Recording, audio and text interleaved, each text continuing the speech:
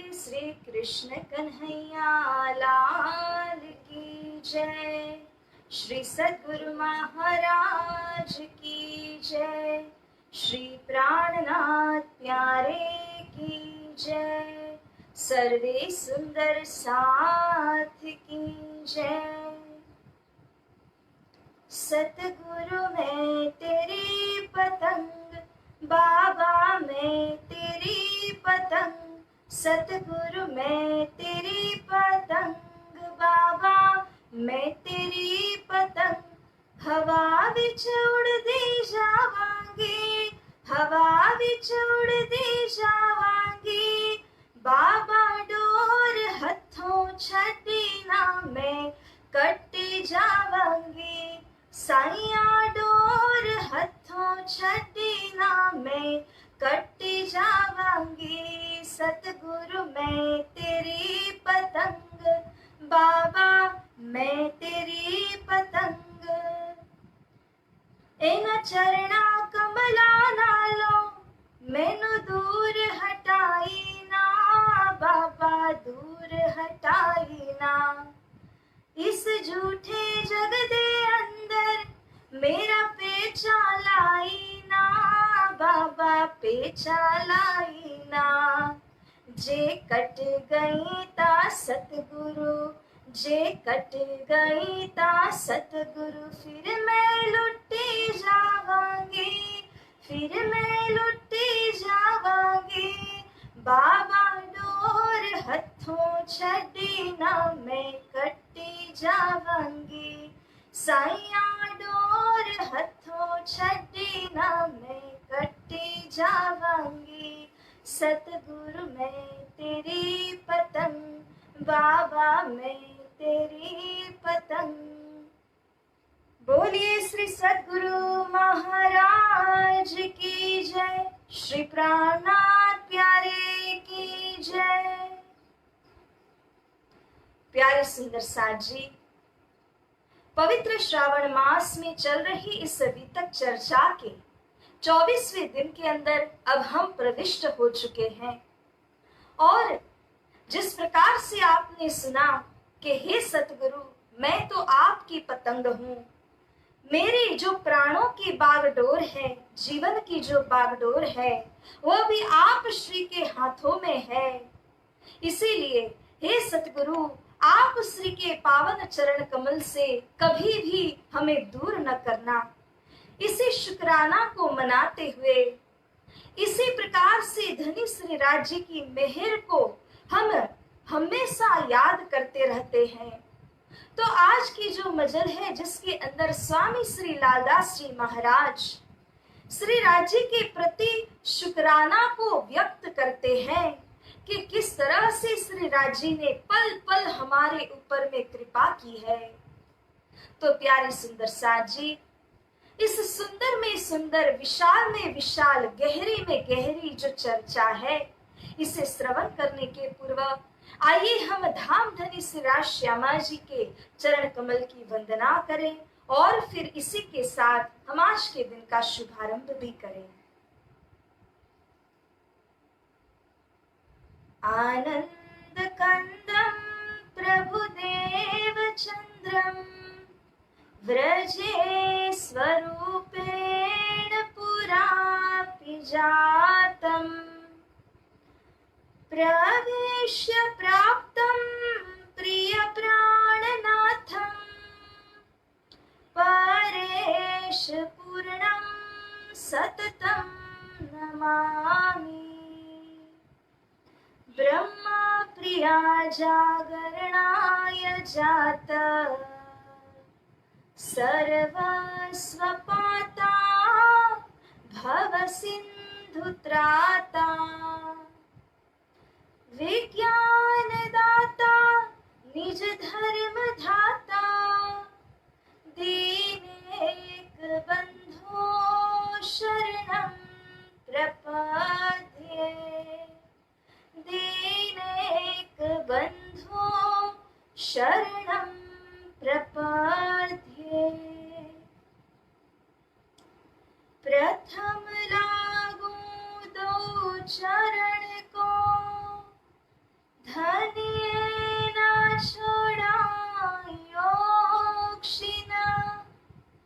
नाक तले लाल एड़िया, मेरे जीव के एही जीवना, मेरे जीव के एही जीवना। इन पाँव तले पड़े रहूं, धनी नजर खोलो बातुन, पलना वालू निरखूं नेत्रे, मेरे जीव के एही जीवना, मेरे जीव के एही जीवना। बोलिए श्री प्राणनाथ प्यारे की जय। परम पूज्य परम आदरणीय जीव के जीवन जी स्वरूप प्राणाधार सतगुरु श्री दीनदयाल जी गुरु जी के पावन चरण कमल को वंदना करती हुई उपस्थित आप सभी सुंदर सार जी को रचिता सखी का कोटिवेर प्रेम प्रणाम। तो प्यारे सुंदर सार जी, अर्ध मिनट तक मौन रह करके धनी के चरण कमल को याद करके हम अपने ध्यान को एकाग्र करते हैं।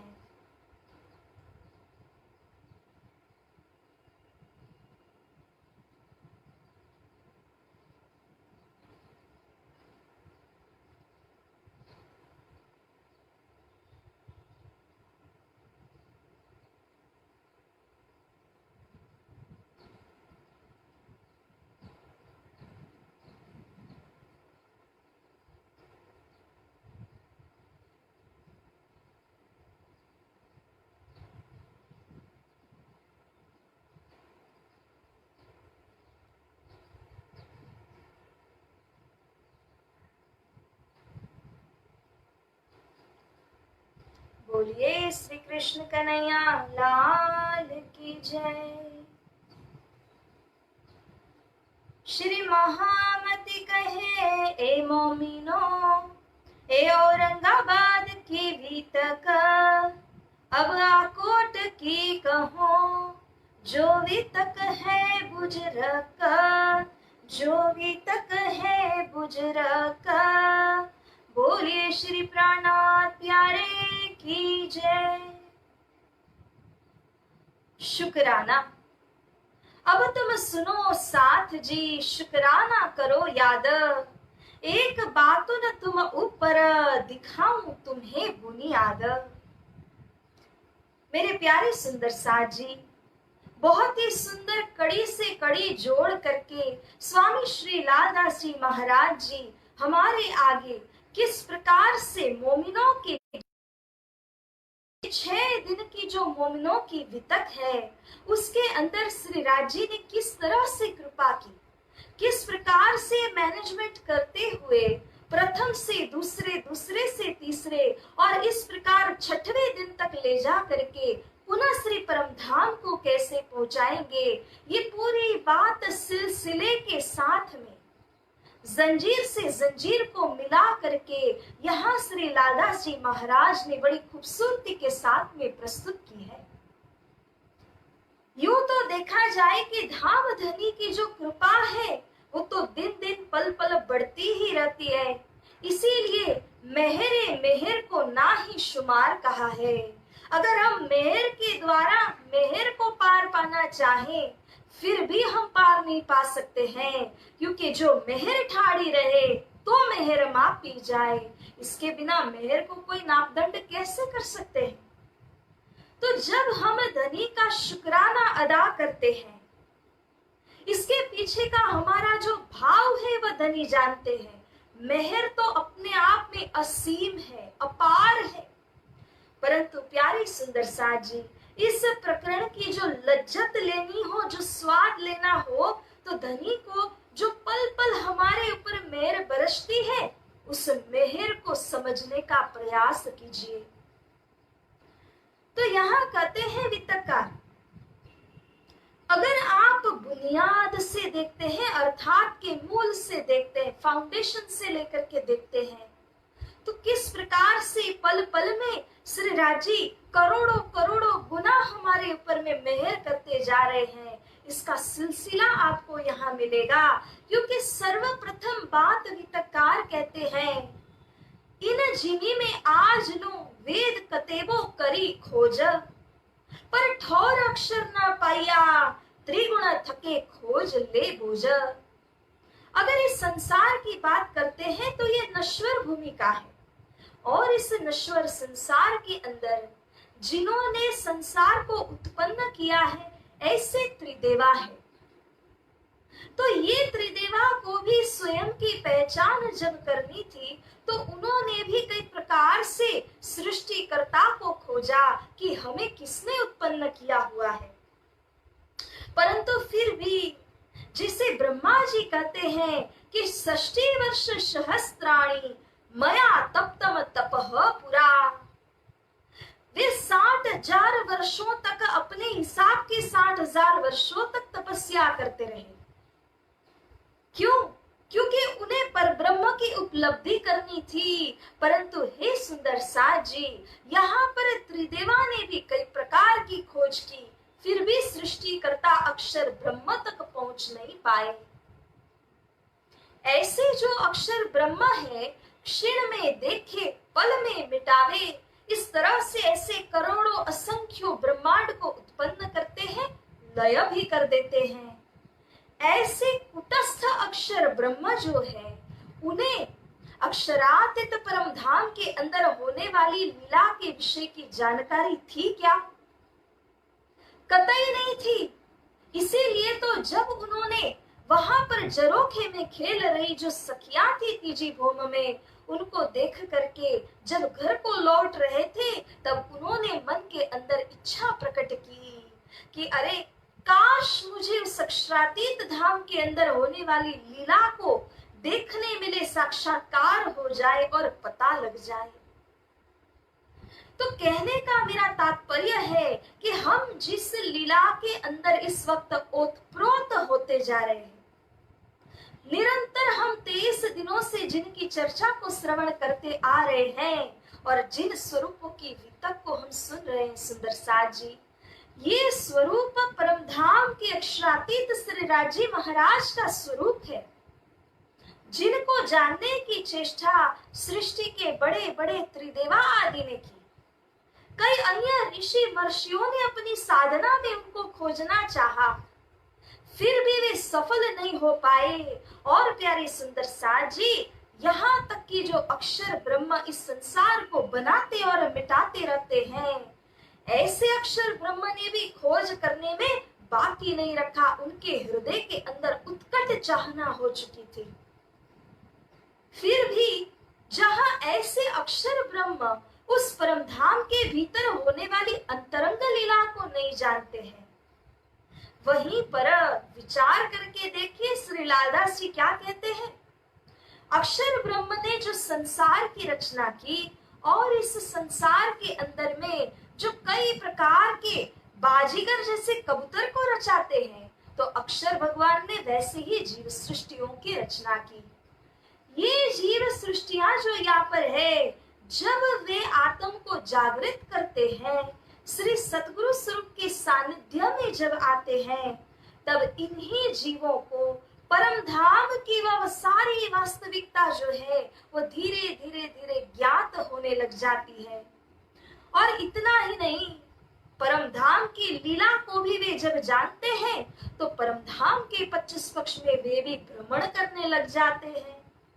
कितनी अनोखी बात है, कैसी आश्चर्य की बात है कि स्वयं अक्षर ब्रह्म को जो सुध नहीं है, उनके संसार के अंदर के जीवात्माओं को श्री परम धाम और वहां की लीला की सुध होने लगी।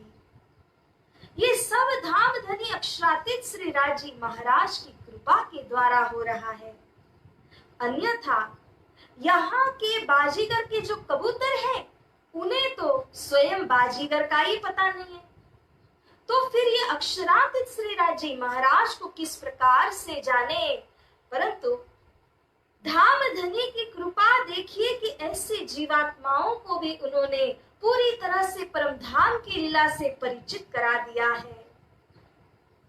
अब तो ये जीव सृष्टियां भी जो तारतम के तले आती है, सतगुरु के सानिध्य को जो प्राप्त करती हैं, ऐसी जीवात्माएं भी इतने उत्तम दर्जा के हो चुके हैं कि वे तो श्री परम धाम की गली गली और मेहराब मेहराब का वर्णन भी कर लेते हैं। तो ये अनोखी कृपा जो है वह श्री राजी महाराज ने यहाँ पर सारे ब्रह्मांड के ऊपर में की हुई है। तो इस प्रकार उनका शुक्राना याद कराते हैं स्वामी श्री लालदास जी महाराज। तीन बुद्ध संग तारतमा सब कही हकीकत धाम। पुनः कहते हैं कि किस प्रकार से जो अक्षर भगवान संसार को बना करके मिटाने में सक्षम है, ऐसी कुदरत ऐसी माया उनके हाथों में है। वे अक्षर भगवान भी जब रास खेलते वक्त जागृत किए गए थे तो उनकी जागृत बुद्धि ने व्रज रास को अखंड कर लिया था, परंतु वही अक्षर भगवान की जागृत बुद्धि इस संसार के अंदर आने के लिए और अपना कार्य करके दिखाने के लिए श्री राजी महाराज के हुक्म तले खड़ी रही। जब श्री सद्गुरु स्वरूप का संसार में आना हुआ तब श्री राजी के हुक्म के द्वारा वही अक्षर भगवान की जागृत बुद्धि सदगुरु के अंदर में होकर के उनकी शक्ति रूप में होकर के इस संसार के बीच में आई।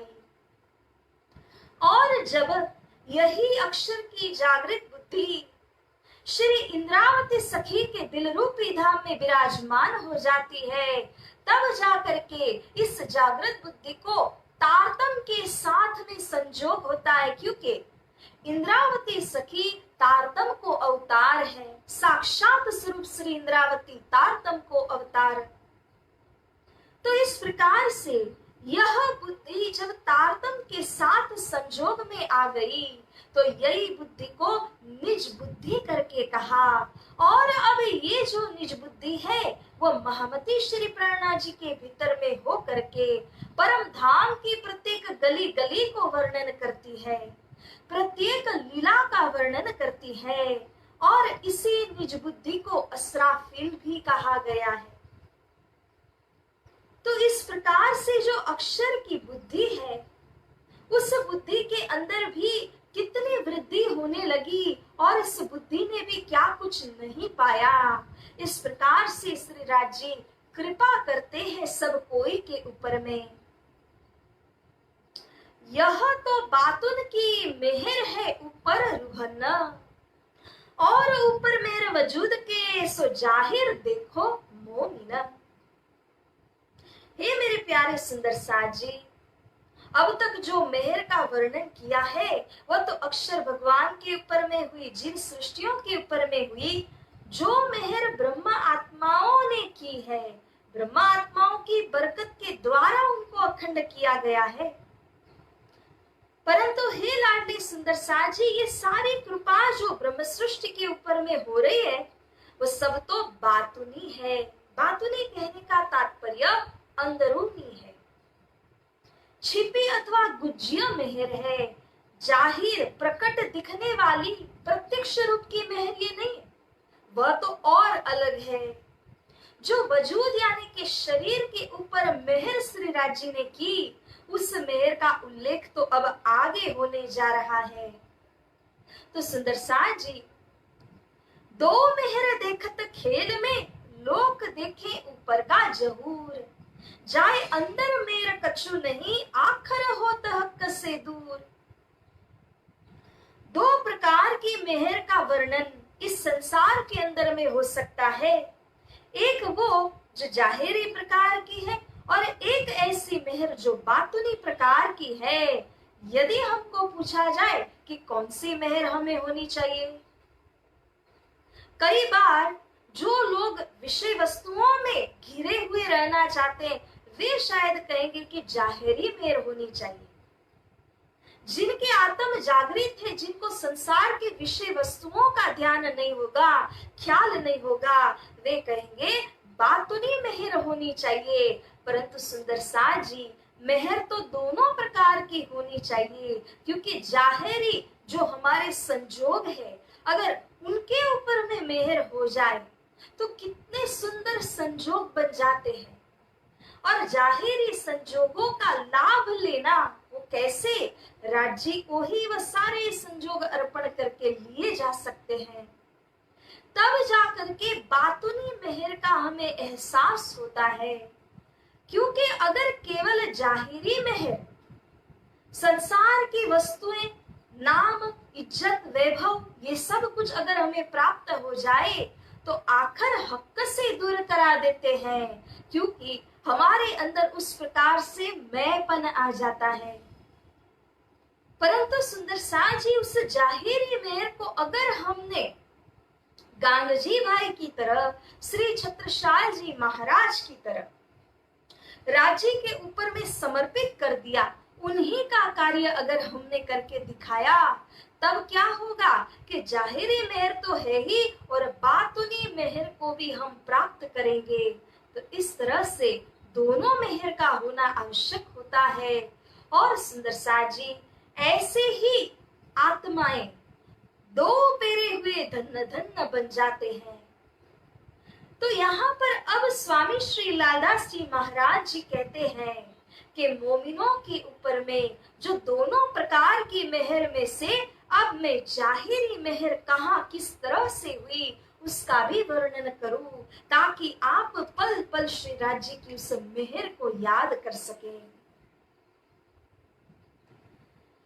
आज लो ब्रह्मांड में सब वंदे ब्रज रेन, पावत नहीं ब्रह्मादिक, ताथे मोमिन बीच चेन।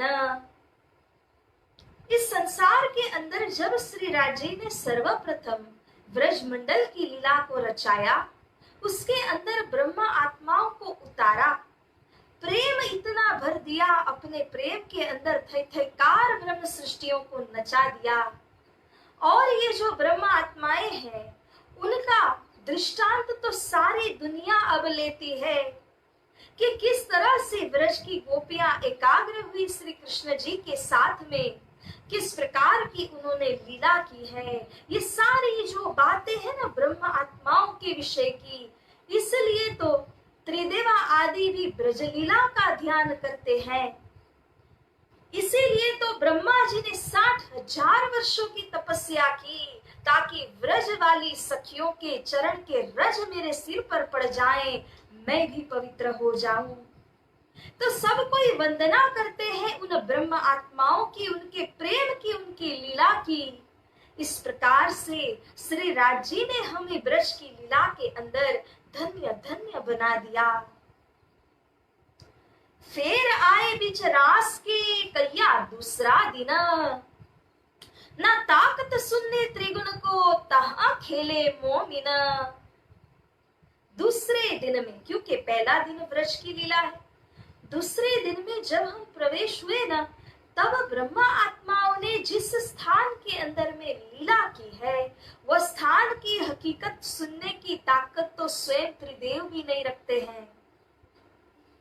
क्योंकि परमधाम की जो ब्रह्मा आत्माएं हैं, उनके लिए महाराज की लीला रचाने के वास्ते योग माया का सुंदर ब्रह्मांड रचाया गया। हम विराट के माध्यम से जानते हैं कि किस प्रकार अव्याकृत के परे सबलिक के परे केवल आता है।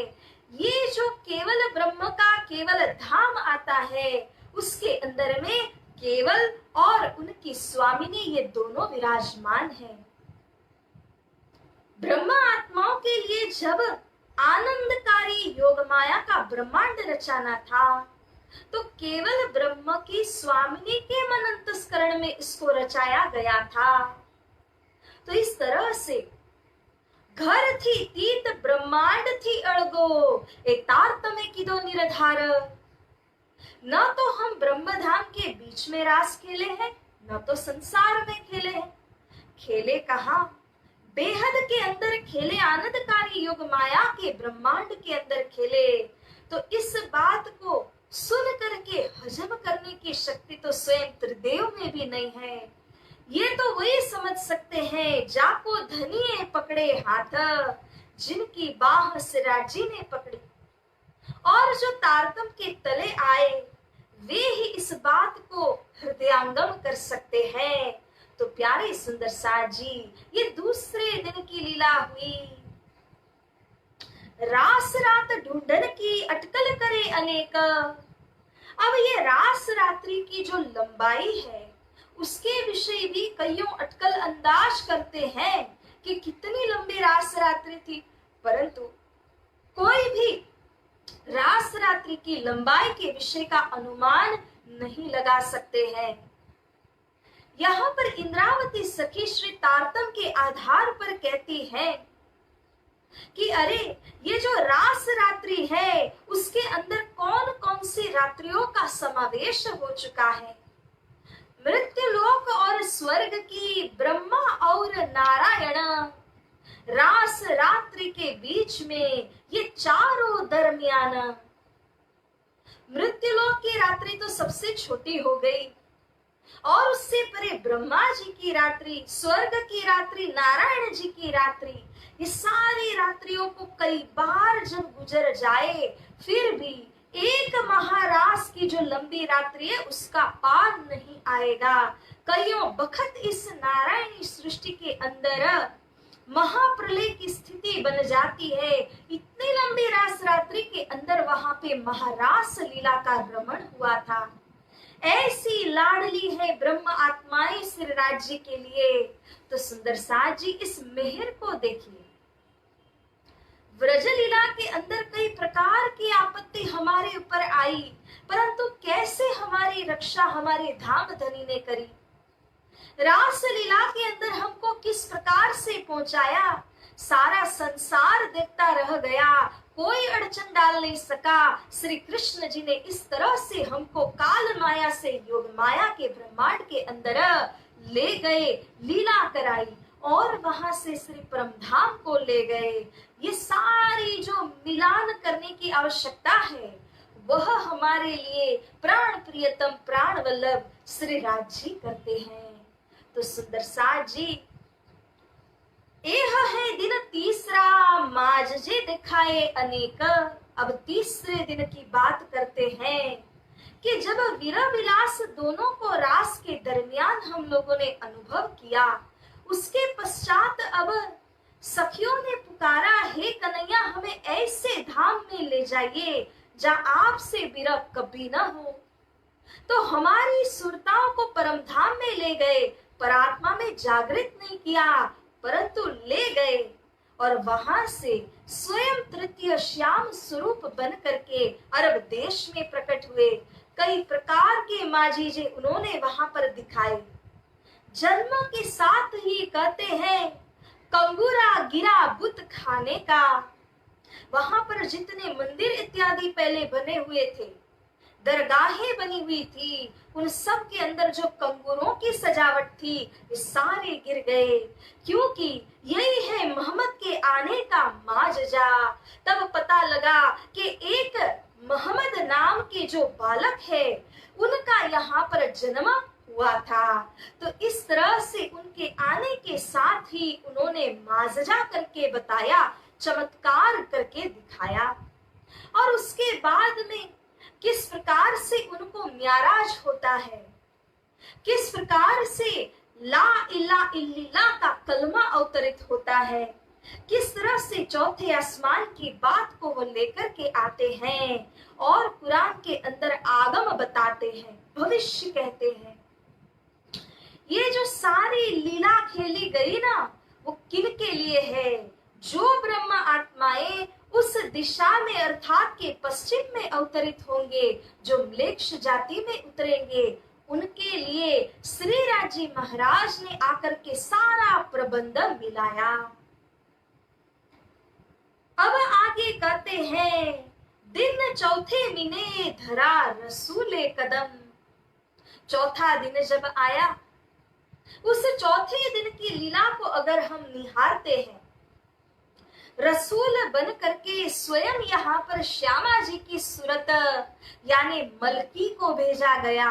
धनी श्री देवचंद्र जी महाराज का यहाँ पर प्राकट्य हुआ। आने के साथ 5वें वर्ष से लेकर के वे खोज मेहनत तपस्या करने लगे। किसके लिए किया? 12,000 ब्रह्म आत्माओं के लिए किया, क्योंकि मेहनत उन अकेले ने की है, परंतु जो तारतम महामंत्र उनको प्राप्त हुआ वह महामंत्र हम सभी को उन्होंने खुले दिल से प्रदान किया है। सारे 14 लोक के अंदर यह पसरेगा, यह फैलेगा, इस प्रकार का उन्होंने भविष्य बताया है। तो सुंदर साथ जी, तेरा पावने सूझ ना किया, जागे ना कोई आत्म। श्री सतगुरु स्वरूप के समय के अंदर 313 ब्रह्म आत्माएं जागृत हुई, परंतु उनके अलावा कोई भी जीव सृष्टि ने श्री सतगुरु स्वरूप की यथार्थ पहचान नहीं करी। और इस तरह से श्री सतगुरु स्वरूप ने अपना जामा बदला। 5वें दिन की लीला के अंदर वे प्रवेश होते हैं। यह दिन है 5वां इमाम की इमामत।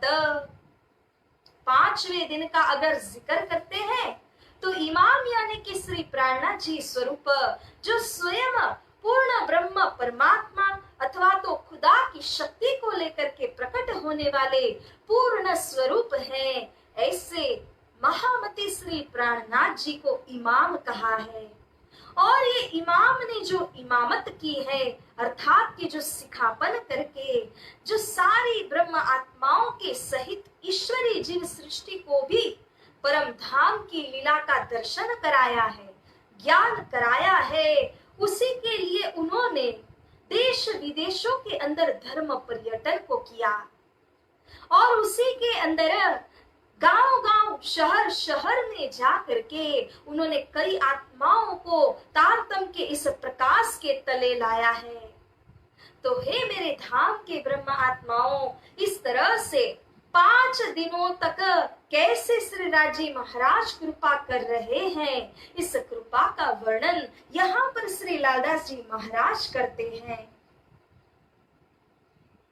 अब यहाँ कहा, ये तीनों सूरत रसूल की वास्ते काम किए मोमिन, बोले श्री प्राणनाथ प्यारे की जय।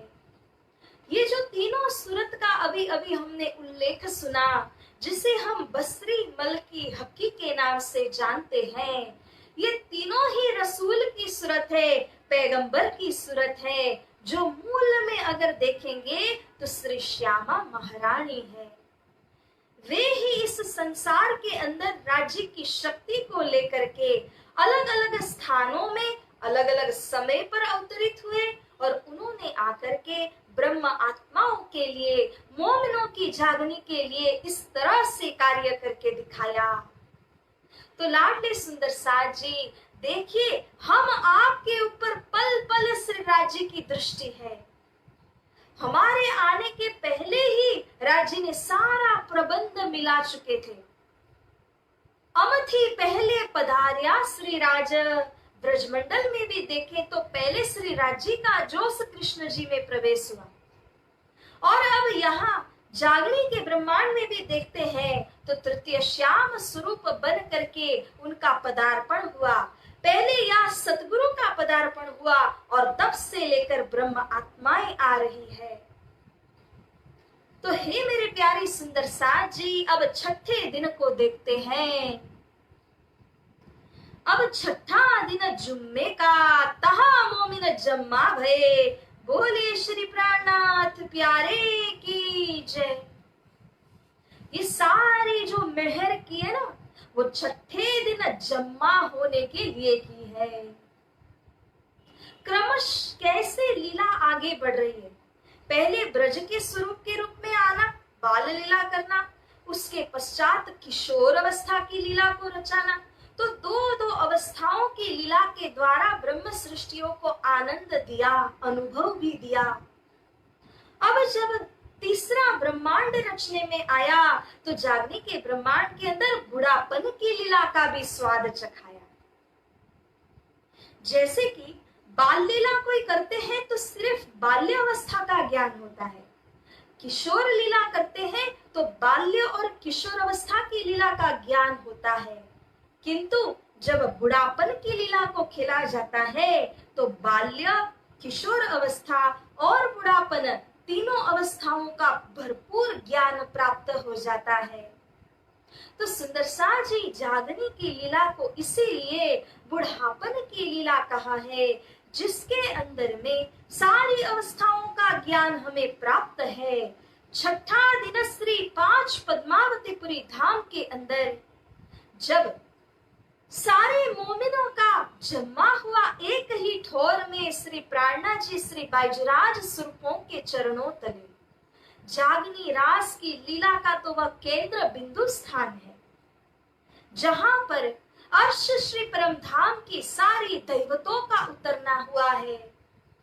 तो सुंदर साज जी कितनी अनुपम लीला है दारुल वका श्री पन्ना धाम की, कि जिसके अंदर सारी परम धाम की दैवत विशेष रूप से 4 पुस्तकों के माध्यम से अवतरित हुई।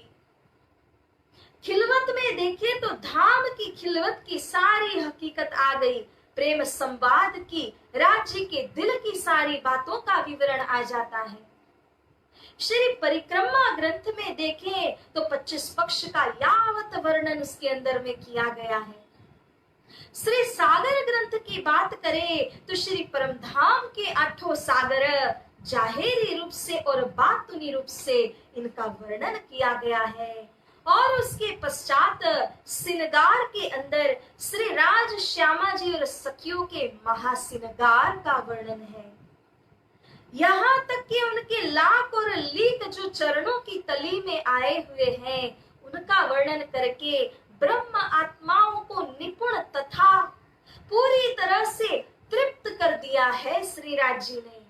तो ये जो सारी मेहर उतरी है वो छठे दिन की वितक के दोहरान उतरी है। इस सब होत तिन वास्ते सुकन जबराइल कहे। जबराइल और असराफिल दोनों फरिश्तों के ऊपर श्री राजी हुकुम करते हैं। असराफिल बैठ करके श्री जी के भीतर से वाणी को गान करते हैं। जबराइल श्री राजी का जोश है, जो जोश श्री जी के अंदर में आ करके श्री परमधाम की सारी बातों का वर्णन करके देता है।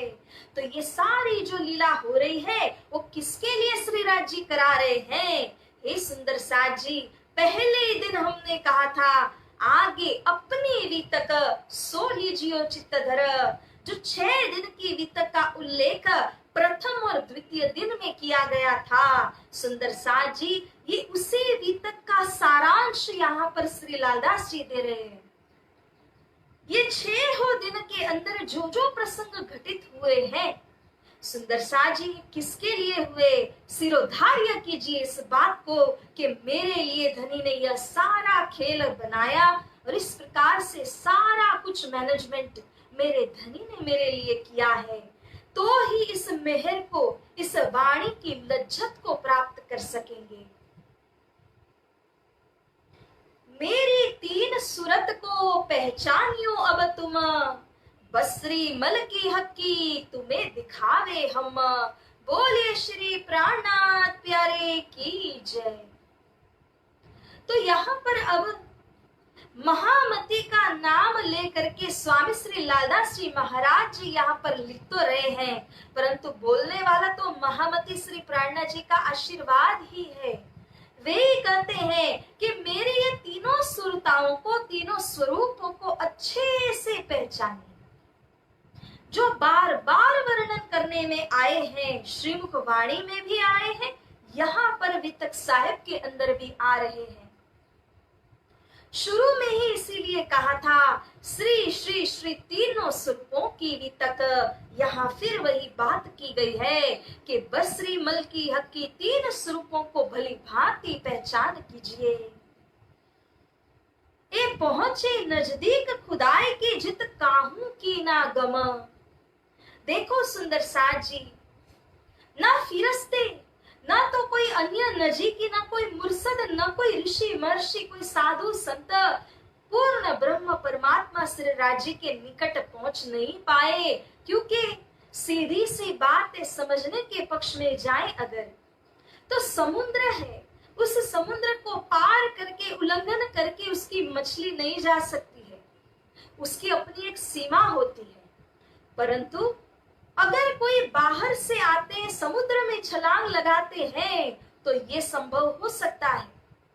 इसी प्रकार से जो मोह समुद्र के अंदर उत्पन्न हुए हैं, वे ब्रह्मधाम तक नहीं जा सकते, परंतु जो ब्रह्मधाम से इस मोह समुद्र के अंदर में उतरे हैं, वे ही ब्रह्मधाम की खबर को ले आ सकते हैं।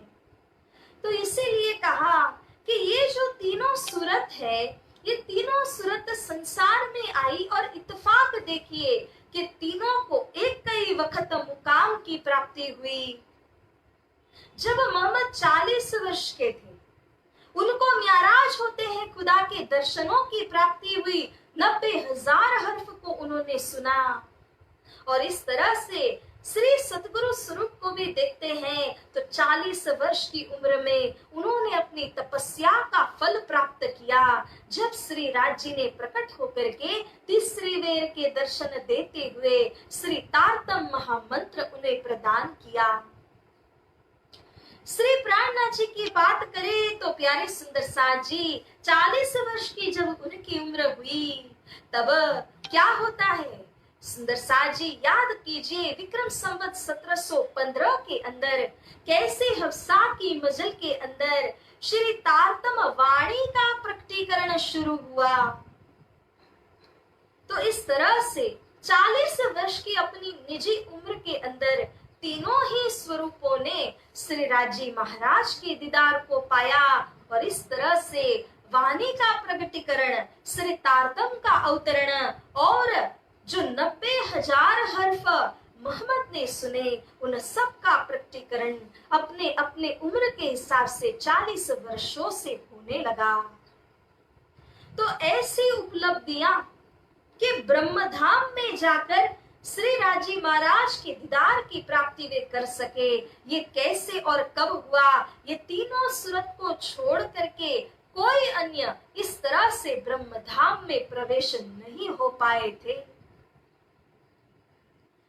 तो इस तरह से सुंदर साजी हमें इन तीन सूरत की पहचान भली भांति करनी है, और स्वामी श्री लालदास जी महाराज कई बार के प्रसंगों के अंदर इन तीनों स्वरूपों के विषय की बात हकीकत हमारे आगे प्रस्तुत करते हैं।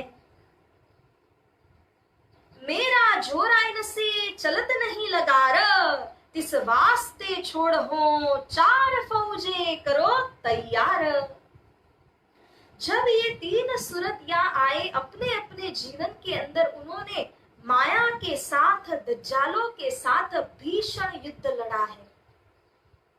ऐसे ही नहीं हुआ धर्म प्रचार, अपने खून को पानी के समान उन्होंने इस प्रकार धर्म प्रचार के अंदर लगा दिया, खून का पानी बनाते गए। बहुत संघर्ष करते हुए तीनों स्वरूपों ने धर्म का प्रचार किया है, क्योंकि उस वक्त दज्जाल ने देखा कि अरे ये तो मायावी ब्रह्मांड है, यहाँ पर माया की मोनोपोली चलती है, माया जो कहेगी वही होता है। किंतु इसके अंदर जब ब्रह्म की शक्ति का अवतरण हो चुका है, तो ब्रह्म लीला जाहिर होगी, ब्रह्म की शक्ति भी प्रकट होगी, जाहिर होगी।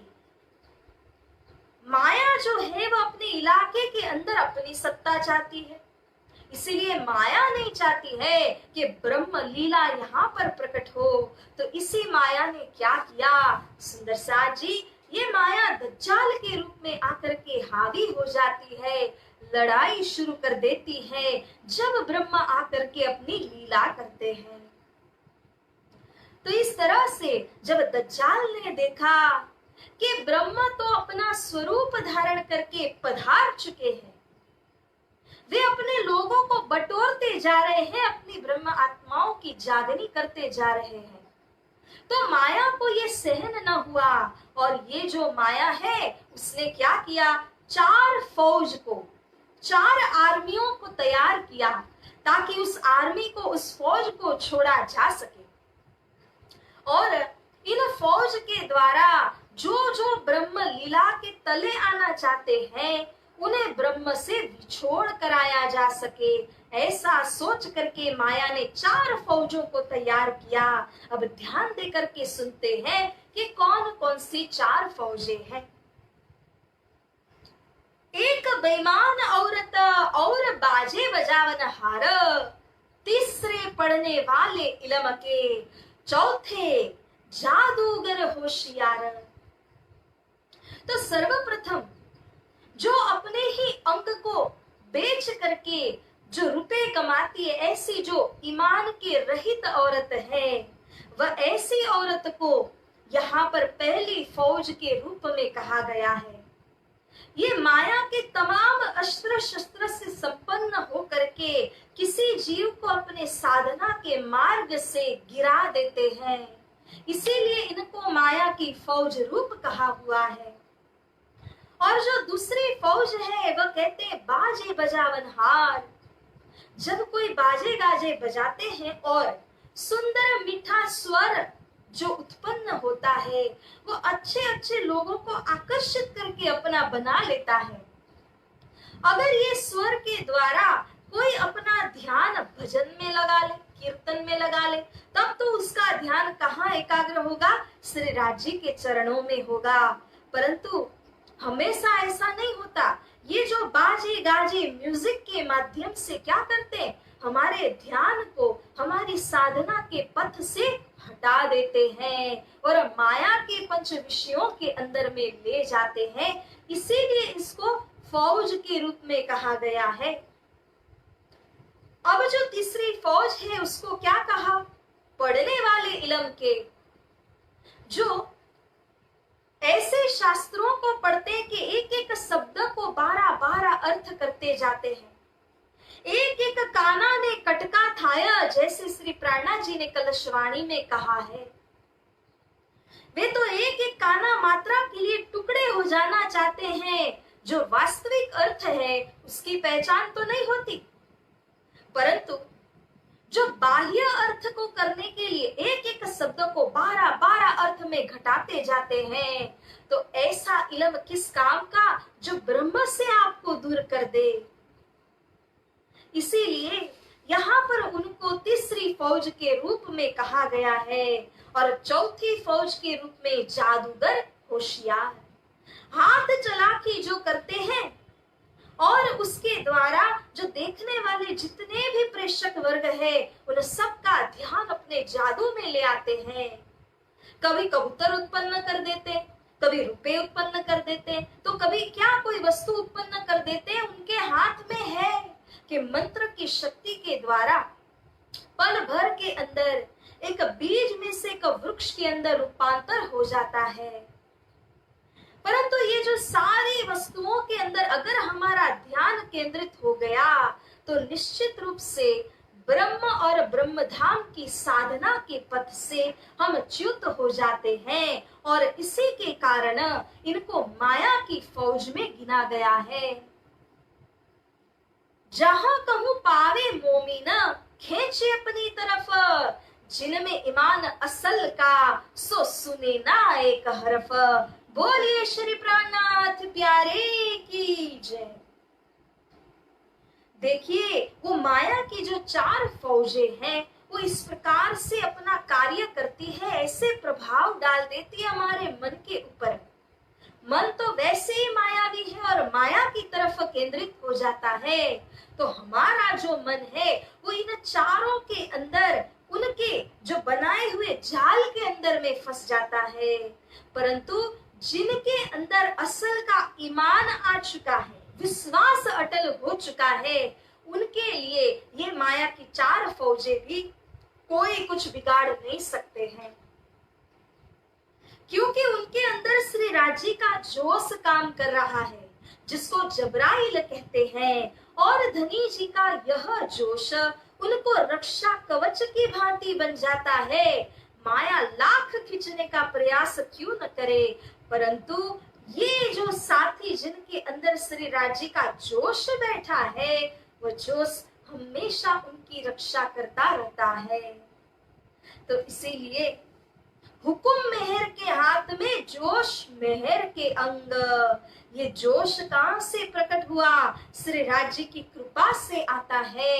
हे मेरे प्यारे सुंदर साथ जी, धाम धनी के इस जोश को समझिए, धाम धनी की इस कृपा को प्राप्त करके राज्य के जोश के द्वारा इस माया से लड़ने का प्रबंध कीजिए। लगा सुर फूकने अस्राफिल करनाए, सन 1090 से सुन सैया दौड़ के जाए। तो 1090 सन से, क्योंकि जब मोहम्मद चले गए उसके बाद में 1090 साल के बाद में यहाँ पर अस्राफिल ने आकर के वाणी को जो गान है वह प्रारंभ किया श्री इंद्रावती सखी के हृदय रूपी धाम में से होकर के। तो इस तरह से जब विक्रम संवत 1715 की साल आ गई तो 1090 वर्ष होते हैं। तो प्यारे सुंदर साथ जी, ये अस्राफिल को शोभा प्राप्त हुई है श्री राज्य की कृपा के द्वारा कि वे श्री परम धाम की जो प्रत्येक गली गली मेराब का भी वर्णन करके श्री मुखवाणी के अंतर्गत हमारे लिए रखते हैं। अब यहाँ आगे जो धर्म पर्यटन के अंदर में स्वामी श्री लालदास जी महाराज कहते हैं, परवरदिगारे देखिया लड़ाई के बखत, बुलाया बेत अल्लाह को साहिदी वखत क्यामत। जब सुल्तान औरंगजेब बादशाह के साथ में मोमिनों की लड़ाई हुई, उनको क्यामत आई इस बात के ऊपर में संदेह था। उनके संदेह को दूर करने के लिए श्री प्राणनाथ जी के द्वारा जो पुकार होती है श्री राज्य के चरणों में, तब जाकर के श्री राज्य के हुकुम के द्वारा देखें तो परवरदिगार ने श्री राज्य महाराज ने यहाँ पर कृपा करी और बुलाया बेत अल्लाह को। जो बेत अल्लाह है यानी कि जो कब्र का स्थान मोहम्मद का बना हुआ है, उसमें से पुकार निकलती है। 4 वसीयत नामे आते हैं और उन वसीयत नामों के द्वारा जो 4 दैवत मुसलमानों के अंदर में आई थी, उन सब को एक के बाद एक उन्होंने खो दिया। वहां का नूरी झंडा पश्चिम से होकर के अब या भारत देश के बीच में स्थापित हो गया। इस तरह से उनकी 4 दैवत सफकत, बरकत, कुरान और ईमान, ये चारों दैवत या हिंदुस्तान के बीच में आ गई। नूरी झंडे की स्थापना हिंदुस्तान के बीच में होती है। जब बेतल्ला ने पुकारा, 4 वसीयतनामे 4 अलग अलग समय के अंदर में जब आए, तब सुंदर साथ जी न मानने वाले काफिर को भी विश्वास करना ही पड़ा कि क्यामत आई है और उस क्यामत के अंदर खुदा ने आकर के जिस तरह का वायदा किया था वह उन्होंने पूर्ण किया है। जब इमाम साहिब ने पहुंचाया पैगाम, तब दज्जाल कमर बांध के लड़ा सामे इस्लाम। भविष्य कहे अनुसार जब श्री प्राणनाथ जी ने पैगाम को पहुंचाना चाहा, उस पैगाम को पहुंचाने वाले मोमिनों को आगे लगाया, परंतु वहां पर 5 काजी रूपी जो दज्जाल बैठे थे, जो नहीं चाहते थे कि क्यामत का संदेश सब में फैल जाए। सुल्तान इसके साथ में हामी पूरे सहमति अपनी दे दे, इसीलिए जो 5 काजी थे उन्होंने इस संदेश को भली भांति रोकने का प्रयास किया। ऐसे समय में मेरते से भेजे थे पैगंबर, राठौर जशवंत सिंह सो जाए देओ खबर। अब श्री जी ने विचार किया, क्यों न मैं एक हिंदू राजा को तैयार करूं, जो हिंदू राजा इस संदेश को पहुंचाने के लिए औरंगजेब बादशाह के अत्याचार का दमन दमन करने के लिए मेरी सहाय करेगा। इसीलिए जशवंत सिंह नाम के क्षत्रिय राजा का बड़ा ही नाम सुना था, उनके पास में मोमिनों को भेजा और संदेश देने गए, परंतु जिस प्रकार की चाहत थी उनके अंदर के अंकुर को देखने की, वह उनके अंदर में नहीं था। जो मेरे ताबे रहोगे तो करो पातशाही तुम, जो ताबे हो तो इमाम के तो तुम पर होवे जुलूम। जो माया रूपी दज्जाल है, उन्होंने बादशाह औरंगजेब के मन में ऐसी शंका उत्पन्न कर दी कि मोमिनों के साथ में रूबरू बात नहीं करनी है, क्योंकि अगर इमाम के चरणों तले आप आ जाओगे तो आपकी पातशाही छूट जाएगी, परंतु अगर आप मेरे अर्थात के माया के ताबे रहोगे तो हमेशा पातशाही करते रहोगे, कोई आपके बीच में नहीं आ पाएगा।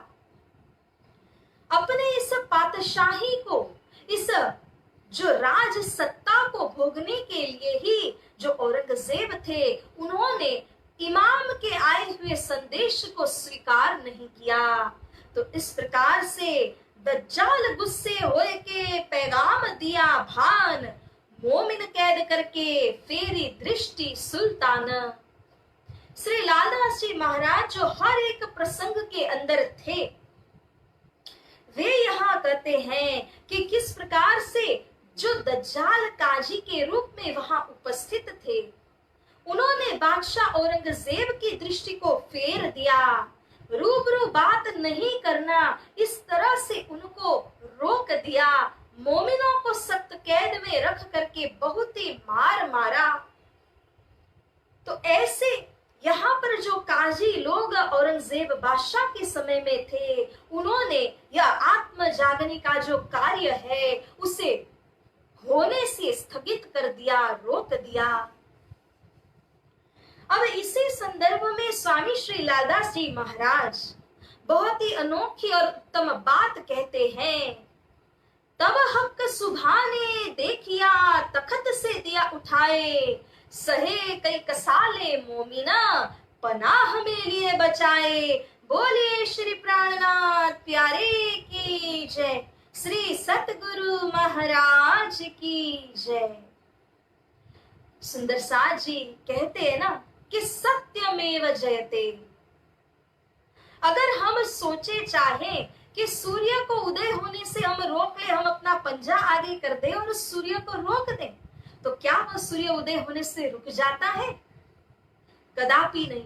कुछ क्षणों के लिए ऐसा भास हो सकता है कि मैंने पंजा दिखा करके उसके उदय होने को रोक दिया, परंतु ऐसा संभव नहीं होता। इसी प्रकार से जिस समय में ब्रह्म लीला जाहिर होने का एक संजोग कहा था, खुदा ने बताया था, उसी समय उसी संजोग और साहित्य के अंदर ये परम धाम की ब्रह्म लीला जाहिर होकर ही रही। जो दुश्मन रूप बनना चाहते थे, दज्जाल होकर के जो बीच में पड़े थे, उन दज्जालों को श्री राज जी ने जवाब पहुंचाया। जैसे प्राणनाथ जी ने मोमिनों से कहा था कि आप लोग उठ करके आइए, हमने जितना समझाना था क़यामत के विषय में वो हम लोगों ने समझा दिया, परंतु देखने में आ रहा है कि ये तो लातों के भूत है, बातों से नहीं मानने वाले।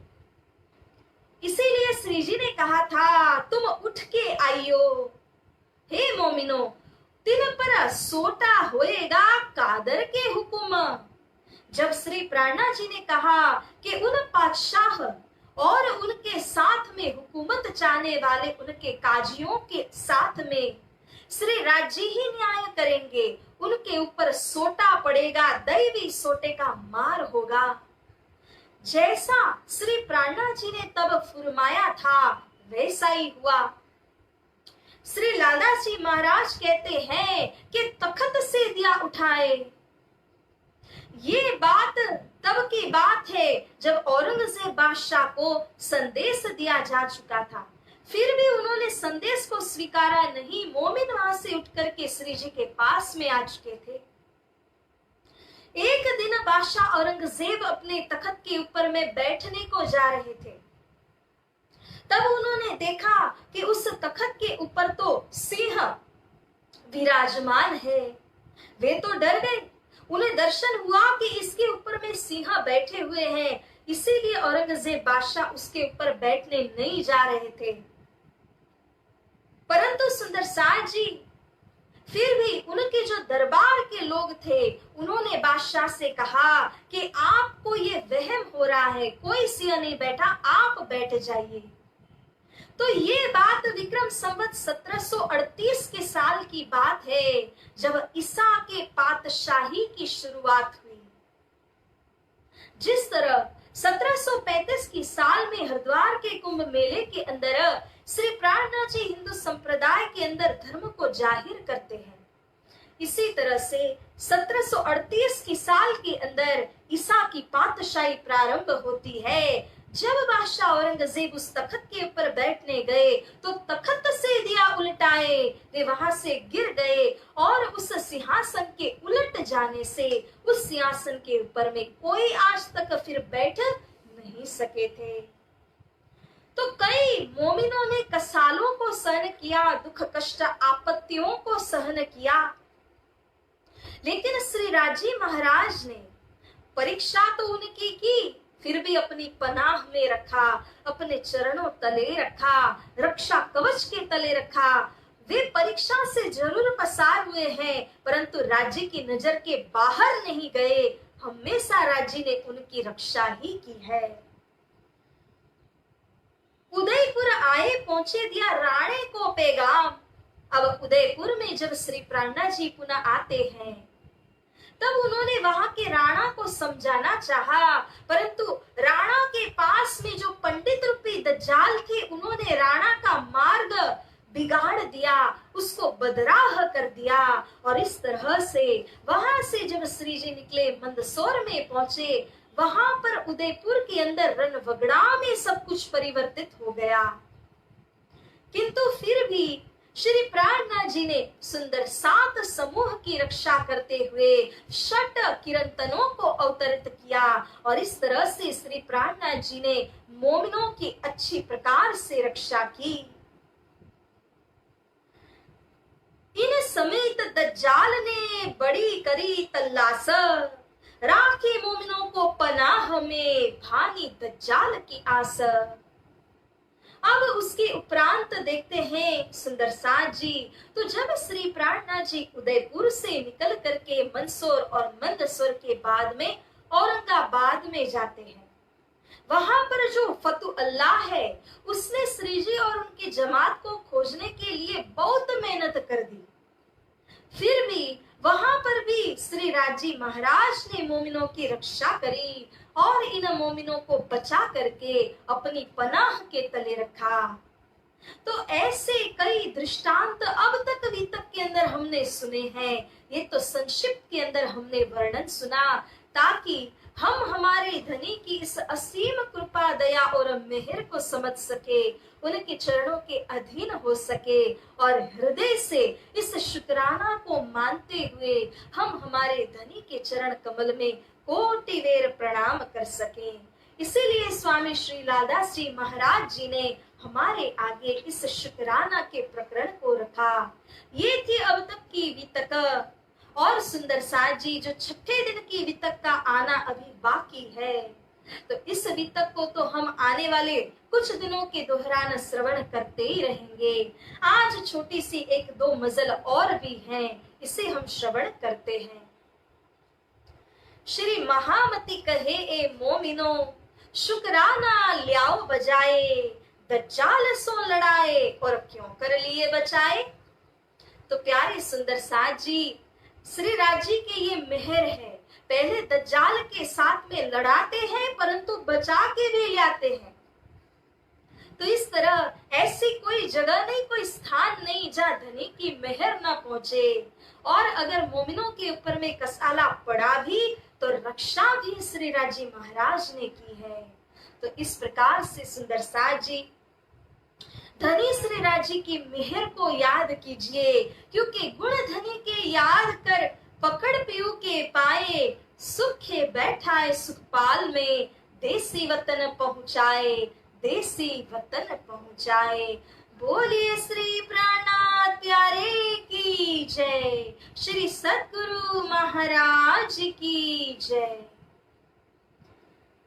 अब सुंदर साज जी इस प्रकरण के बाद में एक बुढ़ानपुर की मजल में जब श्री जी प्रवेश होते हैं, वहां से लालदास जी महाराज संग मोमिनों को उन्होंने दिल्ली भेजा था शेख इस्लाम काजी के साथ में पुनः बात करने के लिए। क्योंकि हमने दृष्टांत तो सुना ही है, जोगी और बिच्छी का दृष्टांत। जब बिच्छी पानी के अंदर डूबता जाता है तो जोगी उसको बचाना चाहता है, वह अपनी उंगली देता है और बिच्छू जो है उसी को डंक मारता रहता है। इसी तरह से यहाँ पर श्री प्राणनाथ जी लगातार संदेश पहुंचा रहे हैं। औरंगजेब को जगाने के लिए उसके काजियों तक संदेश को पहुंचा रहे हैं, परंतु ये जो काजी हैं इस बात को स्वीकारना नहीं चाहते हैं। श्री प्राणनाथ जी ने एक और प्रयास किया। स्वामी श्री लालदास जी महाराज को यहाँ से भेजते हैं। वे जा करके जब काजी से मुलाकात करते हैं तब उन्होंने कहा, अरे यहाँ पर क्यों आए हो? तब मोमिन कहते हैं कि सवाल कलाम अल्लाह के, अल्लाह कलाम कुरान के अंदर जो कई प्रश्न उठ करके खड़े होते हैं क़यामत को लेकर के, उन्हीं बातों के ऊपर चर्चा करने के लिए हम यहाँ पर आए हुए हैं। अब वो कहते हैं ये सारे प्रश्न हमें तो खुलस्त नहीं होंगे, क्योंकि हम कोई विद्वान तो बैठे नहीं हैं, हम तो यहाँ काजी बन के बैठे। एक काम कीजिए, आप प्रातः काल को आना। इस प्रकार से दूसरे दिन लालदास जी महाराज नूर मोहम्मद के साथ साथ में पुनः वहां चले गए। 7-8 यारों का समूह लेकर के शेख इस्लाम काजी वहां पे बैठे हुए थे। तो धर्म चर्चा यहाँ पर जब होने लगी, एक पुस्तक वहां पर दी, जिस पुस्तक के अंदर मोमिनों की बहुत ही बेशुमार सिफत गुणगान लिखा हुआ था। बोले लोग शरीयत के ए तो लिखी गलित, वे तो शरीयत के अमल में चलने वाले, कर्मकांड के अंदर सब कुछ मानने वाले लोग थे। इसीलिए उन्होंने इस पुस्तक को माना नहीं, उसको गलत ठहराने लगे। श्री लालदास जी ने यहाँ पर जवाब दिया, कहा कहो तुम सो इत, अरे धिक्कार है, आप तो धर्मनिष्ठ कहलाते हो, मोमिन कहलाते हो, और फिर भी आप ऐसी बात करते हो। मैं आपसे क्या कहूं, कहां तक मैं आपको कहूं? ये तो क़यामत के विषय में साक्षी देने वाली पुस्तक को आप झूठा ठहरा रहे हो। तब काजी कहते हैं, अरे हम इस पुस्तक को झूठा नहीं कर रहे हैं, परंतु देखिए तो सही, इसके अंदर जो पूर्ण करने के बाद में जो हस्ताक्षर होते हैं, ये तो किसी ऊमी के हस्ताक्षर है, अनपढ़ गवार के हस्ताक्षर हैं। इसीलिए उसे समझ में नहीं आया कि उसने क्या क्या लिखा है। श्री लालदास जी कहते हैं, अरे ये कोई उमियों के दस्तखत नहीं है। अगर आप बातुनी अर्थ में इस बात को समझेंगे, इसके रहस्य को समझेंगे, तो अवश्य ये बात आपको भली भांति समझ में आएगी। इस तरह से श्री लालदास जी ने जब कहा, लई किताब जो हाथ में, बैठा दिल पर दुश्मन, तो तब यहाँ पर टकराव होने लगा। उनके हाथ से किताब को ले लिया काजी ने, और श्री लालदास जी कहते हैं कि उनके दिल के ऊपर दुश्मन बैठ करके यह कार्य कराने लगा। अब वह धर्म की बातों को सुनने के लिए, समझने के लिए अब इस तरह से तैयार ही नहीं थे। नवा नाम की अब एक पुस्तक जिसके अंदर अल्लाह कलाम लिखे हुए थे, क़यामत का संदेश लिखा हुआ था, उसको लेकर के मोमिन अब चर्चा करने लगे।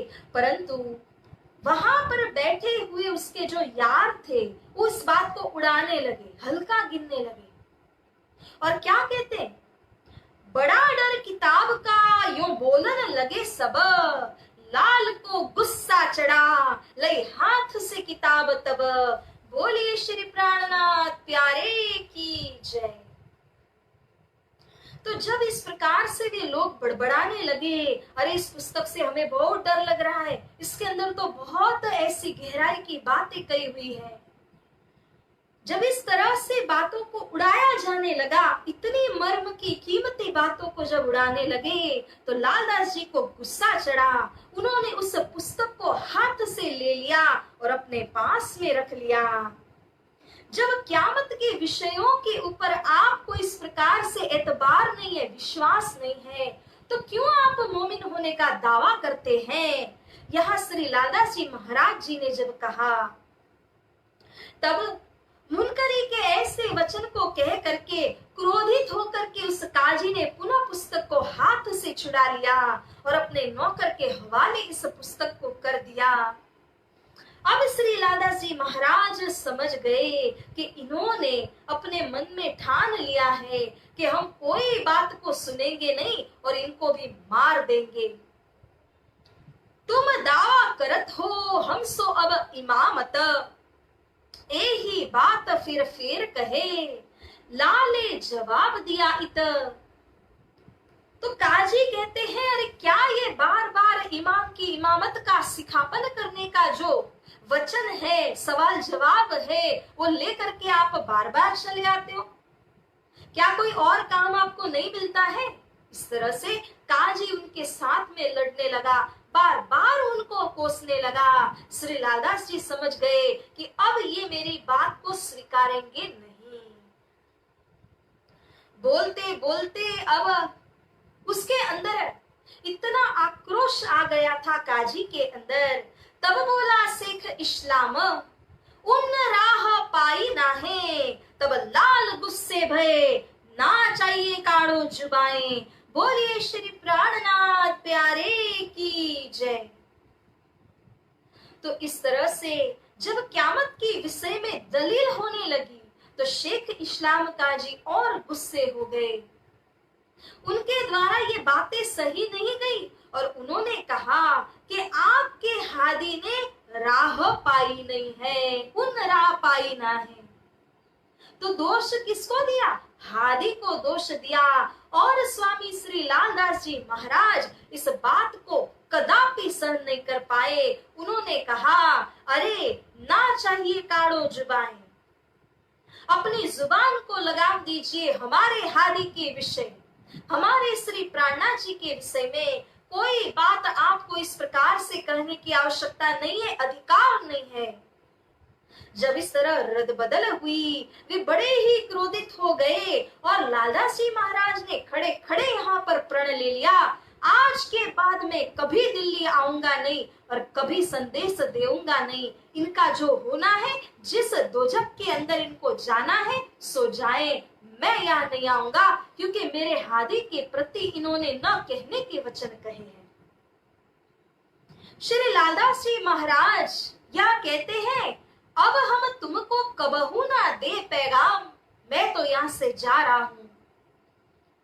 कहते हुए श्री लालदास जी वहां से चल दिए और कुछ ही दूर चल रहे होंगे, उतने में वापस बुलाने लगे। कहते, आइए आइए, हम तो आपकी बात को श्रवण करेंगे, आइए तो जरा।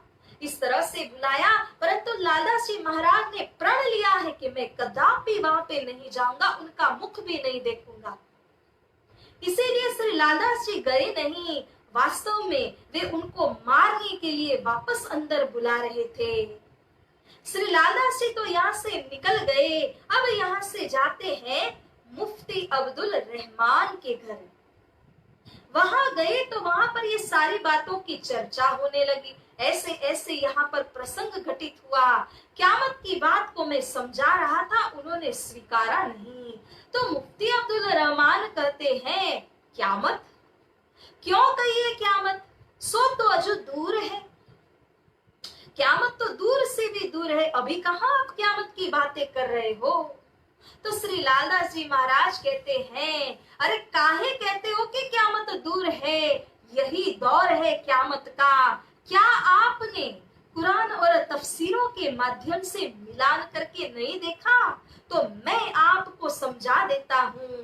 तो इस प्रकार से कहते हुए श्री लालदास जी महाराज ने हिसाब किताब और तारीखों का मिलान करने वाली पुस्तक इख्तलाफ नाम का जो ग्रंथ था वह प्रस्तुत किया, और उसमें से मुफ्ती अब्दुल रहमान को जो अलग अलग किस्सों के द्वारा समझाने लगे। जब यहाँ उन्होंने समझाने का प्रयास किया तो रहमान कहता है ये सारे किस्से तो हो चुके, अब आप इन किस्सों का उल्लेख भला क्यों कर रहे हो।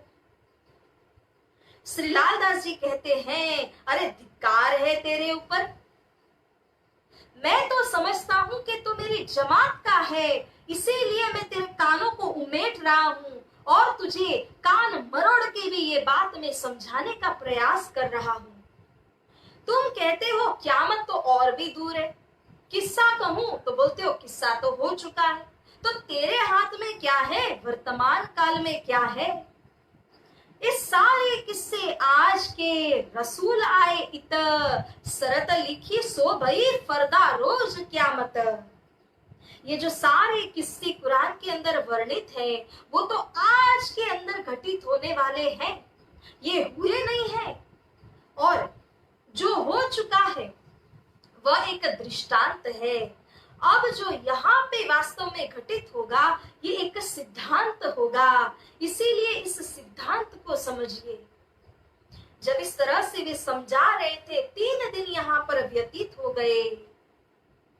आया हादी का हुक्म, अब तुम उत्तर जिन रहियो, उत्ते पानी न पीजियो, सिताब बुलाए तुम। श्री प्राणनाथ जी को इल्हाम होता है। नारायण दास नाम के भाई सुंदर साथ श्री लालदास जी महाराज और नूर मोहम्मद भाई के ऊपर पैगाम लेकर के दौड़ के आते हैं।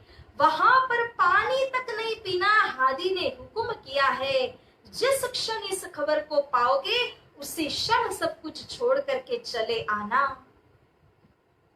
वैसे ही श्री लालदास जी महाराज जी ने पालन किया। जब हादी के कदमों तले पहुंचते हैं तब श्री राज जी बताते हैं कैसे उनको इल्हाम हुआ, कैसे श्री राज जी ने उनको ये संकेत दिया कि अरे लालदास जी महाराज और नूर मोहम्मद के ऊपर उन काजियों की बुरी नजर है, वे कभी भी आकर के इनको मार देंगे, इसीलिए मैंने ऐसा संदेश आपको तुरंत भिजवाया।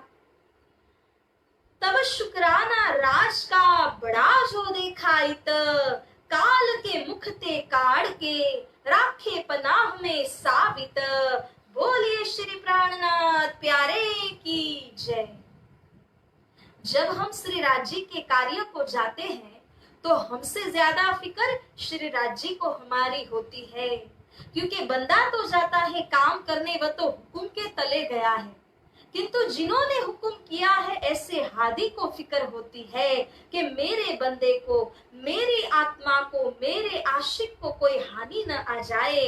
वे तो एक पैर से खड़े रहते हैं और उस जाने वाले को, उस सेवक के ऊपर हमेशा धनी की कृपा दृष्टि रहती है। तो सुंदर साथ जी इस शुक्राना को हम याद करते हैं जो लालदास जी महाराज के ऊपर हुआ, और विचार करके देखें तो ऐसा प्रसंग कहीं न कहीं हमारे जीवन में भी घटित हो ही जाता है। तो इस तरह से धाम धनी की कृपा को सदैव अनुभव कीजिए, सदैव याद कीजिए। तो सुंदर साथ जी बुढ़ानपुर से श्री जी ने लालदास जी महाराज को दिल्ली में भेजा था। ये वही वितक प्रसंग को हम लोगों ने श्रवण किया। अब इसके बाद में जब बुढ़ानपुर से श्री जी निकल करके आकोट पहुंचते हैं, 4 महीने की वहां की वितक है। और वितक प्रसंगों में देखें तो छोटा सा प्रसंग है, इसे हम श्रवण करते हैं।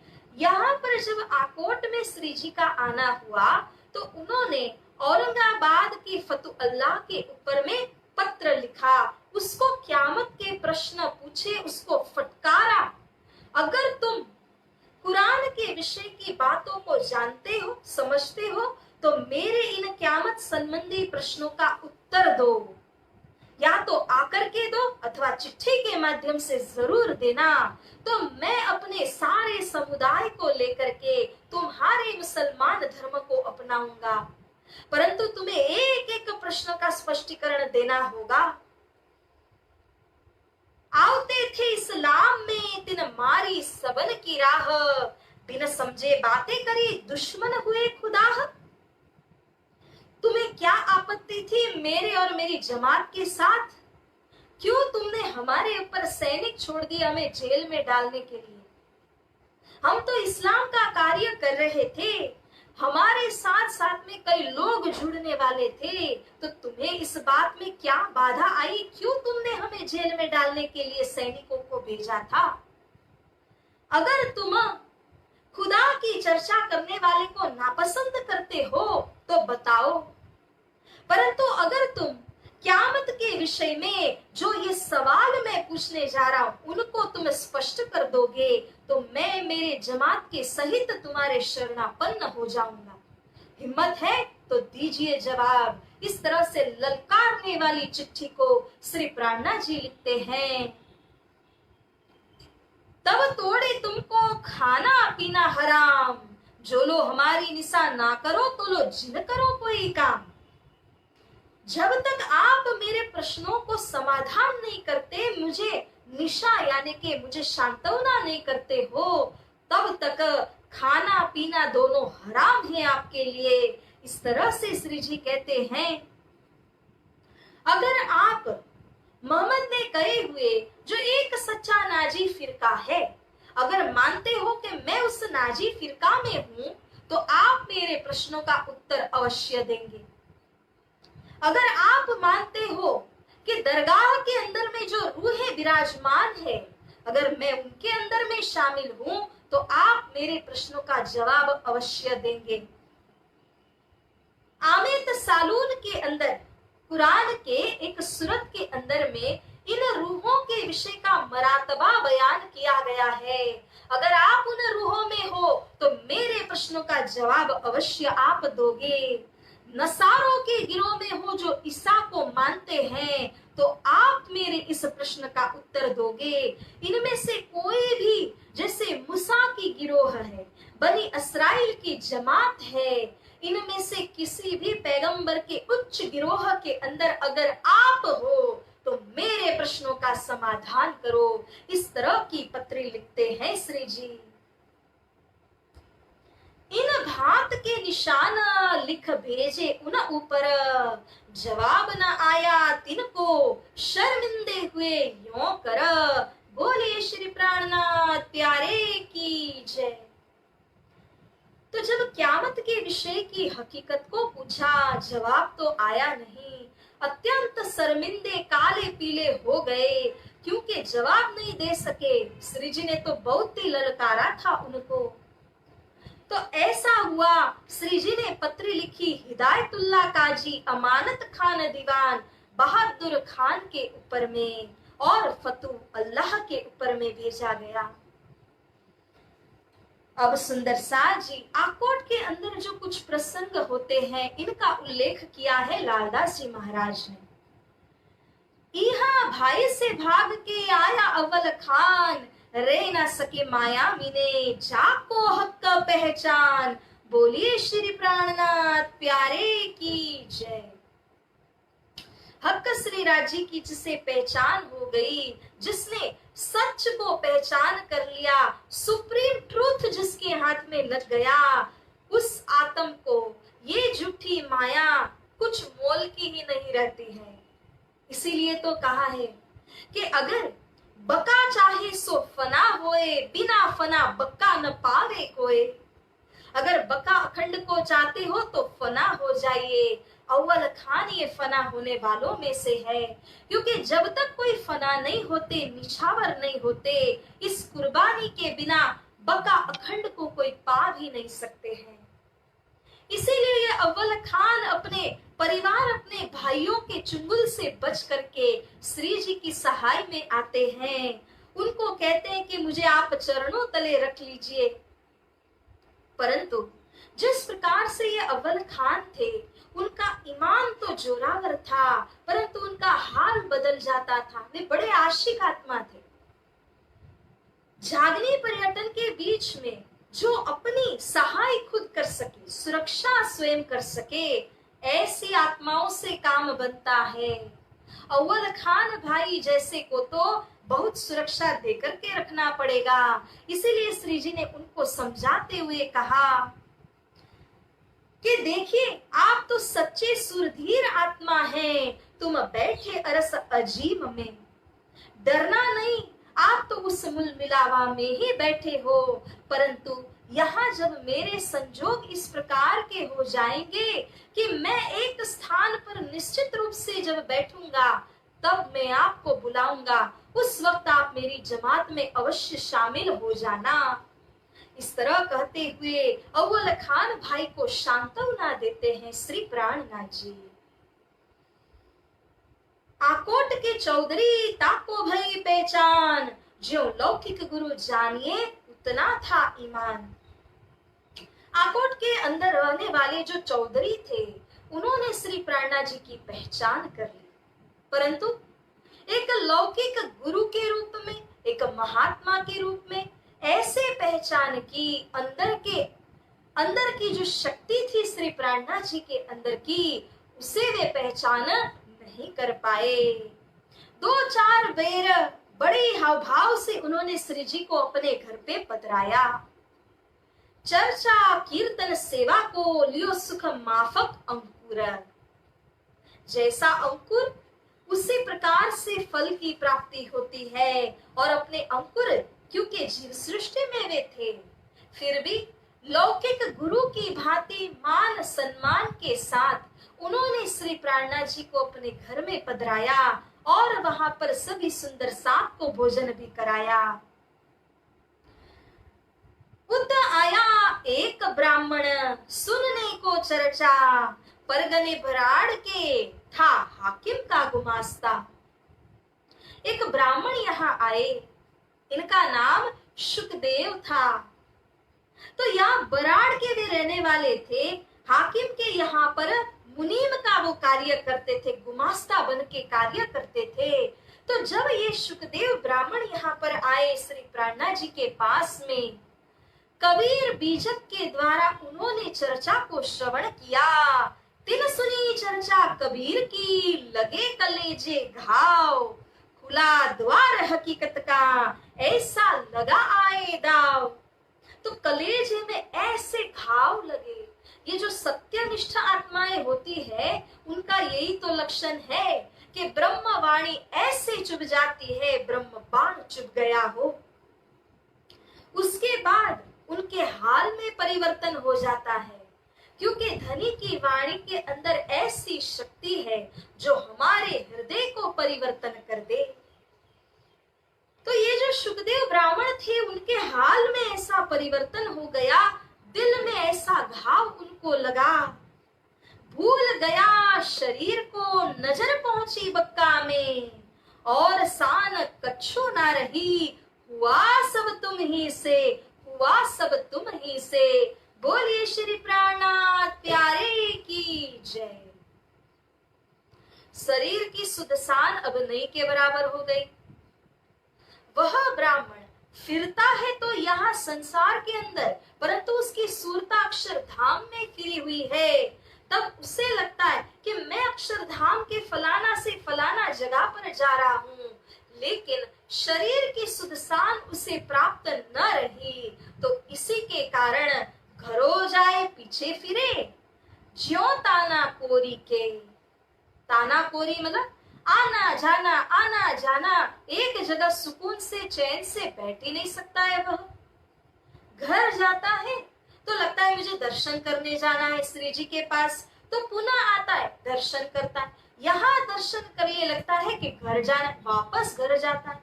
तो दिन में 10 बार वह आना जाना ताना कोरी करता रहता है। और एक ही बात अब उसकी जुबान में, जैसे टेप रिकॉर्डर चलता है ना, वो कभी बिगड़ जाता है ग्रामोफोन, तो किस प्रकार से वही बात को रटन होता है, वैसे ही शुकदेव ब्राह्मण जो थे वो इतना ही बोलते थे, हुआ सब तुम ही से, हुआ सब तुम ही से, तुम ही हो तुम ही हो तुम। क्योंकि सुंदर साथ जी ऐसी बात उसने पकड़ ली थी कि धनी के हुक्म के बिना कुछ भी नहीं हो सकता। थे ओ थिए थो जे थिंदो से हलचल सब हुकुम। जो कुछ हुआ है, हो रहा है और आगे जो होने वाला है वो श्री राजी के हुक्म के बिना नहीं होता। इसी बात को उसने हृदयंगम कर लिया था और इसी बात को वह दोहराते रहता था। पीछे फिरता ही रहे समय प्रात के नदी पार, श्री राज दात्युन करत है पैठा नदी में होशियार। बोले श्री प्राणनाथ प्यारे की जय। तो एक दिन ऐसा हुआ, श्री प्राणनाथ जी नदी के इस किनारे पर दात्युन कर रहे थे। उसने दूर से देखा, वह दूसरे किनारे पर था। तो देख करके उससे रहा नहीं गया, समेत कपड़े चला गया, गिर पड़ा बीच में। सुधना सान शरीर की गिरी पाग उतर उनसे। जल के अंदर वह प्रवेश हो गया, क्योंकि उसके लिए जल और थल, जमीन और जल विभाग एक समान हो चुके थे। उस शरीर की सुध ही कहाँ थी। तो अपने कपड़ों के समेत नदी में प्रवेश हो गया, डूबने लगा। धीरे धीरे जैसे ही जाता रहा, उसके सिर की जो पाग थी वह जल के ऊपर तरंगों के साथ में तैरने लगी। अच्छा ही हुआ किसी मोमिन की नजर पड़ी। तुरंत जाकर के कुछ मोमिनों ने जल के अंदर डुबकी मारी और उसको बचा लिया। जब बाहर निकाला और जब उससे पूछा, भाई तुमने कुछ खाया पिया है कि नहीं, उसके जो भीगे हुए वस्त्र थे उसको बदल करके सूखे वस्त्र को धारण कराया। चौका भई 3 दिन ये लोगों कया आकीन। जब भोजन के विषय में पूछते हैं तो बोलता है कि मैंने सुना है लोगों से, वो कहते हैं कि मैंने 3 दिन पहले खाना खाया था, अब की मुझे पता नहीं।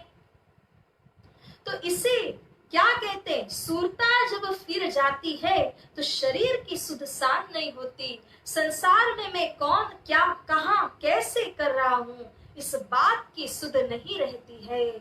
ऐसा ही शुकदेव ब्राह्मण के साथ में हुआ। इन भांत इनका फिर पीछे हटाया चित्त, फिराया फिरे नहीं, तब इनके भाई बुलाए। कैसी बात है कि किसी की सुरता लगती ही नहीं। तो श्री प्राणनाथ जी चर्चा के माध्यम से मेहनत करते हुए उसकी सुरता को एकाग्र करना चाहते हैं, परंतु किसी की सुरता लगती है तो उसकी शरीर की सुध सान चली जाती है। शुकदेव ब्राह्मण की इस दशा को देखते हुए श्री प्राणनाथ जी ने अब सोचा कि इनको इस जागनी पर्यटन के बीच में रखना यानी खतरे से खाली नहीं होगा। तो जितना उनका अंकुर था उसी मुताबिक श्री प्राणनाथ जी की संगति में वे रहे और उसके बाद उनके भाइयों को बुलाया, डोली में बैठाए के पहुंचाया अपने ठौर। अंकुर माफक उन लिया पावे न ज्यादा और। बोलिए श्री प्राणनाथ प्यारे की जय।